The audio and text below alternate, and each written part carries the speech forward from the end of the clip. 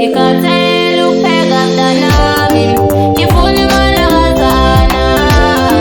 Ikatelo pega mtanami, kifuni malakazana. Ikatelo pega mtanami, kifuni malakazana.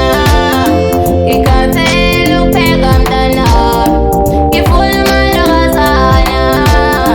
Ikatelo pega mtanami, kifuni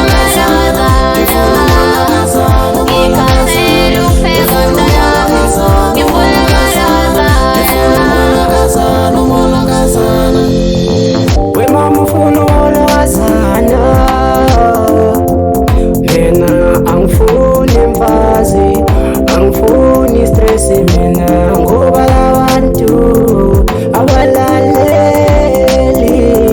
abananhlonipho avela tshela ukuthi mina ngishadela ngawosisi bakho angikhanela.